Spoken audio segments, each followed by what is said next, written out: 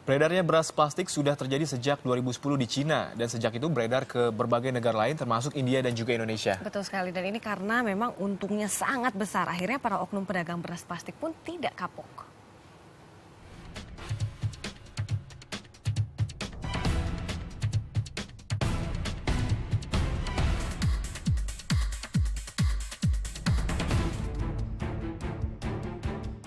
Kasus beras palsu plastik pertama kali terbongkar tahun 2010 di Xianshanxi, Cina.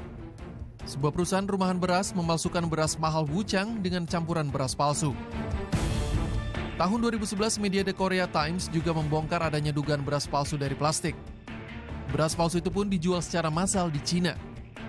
Informasi ini cepat tersebar melalui sosial media. Meski sudah dilarang, para pedagang tetap menjual beras campuran ini karena untungnya yang besar. Penyebaran dugaan beras plastik juga sampai ke India. Warga resah karena beras yang dibeli mereka tak bisa dimakan. Beras mengeras dan tak mengembang jadi nasi. Beras yang dimasak justru mengental lalu mengeras layaknya plastik. Di Indonesia, kasus serupa juga terjadi di Bekasi, Jawa Barat. Dewi Septiani, seorang pedagang bubur dan nasi uduk ini temui kejanggalan saat mengolah beras menjadi bubur. Polres Kota Bekasi menangkap pelaku penjual beras yang diduga mencampur beras asli dengan beras plastik. Pihak Disperindak Koop Kota Bekasi akan mengeluarkan hasil uji laboratorium terkait beras sintetis itu. Tanggapi kasus ini, Kementerian Perdagangan menyangkal pernah mengeluarkan izin impor beras buatan. Bekerja sama dengan aparat polisi dan bea cukai, Kemendak akan menelusuri jalur masuk beras dari luar negeri. Nah, inilah maka pengawasannya itu ada, kita tidak bisa mengawasi di pelabuhan, yang punya kewenangan di pelabuhan juga tidak bisa melakukan pengawasan di pasar. Jadi seperti itu.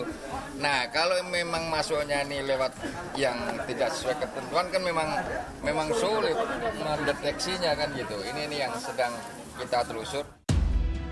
Jika secara kasat mata sulit membedakan fisik beras asli dan beras palsu, namun warna beras buatan atau beras plastik cenderung lebih bening, berbau anyir.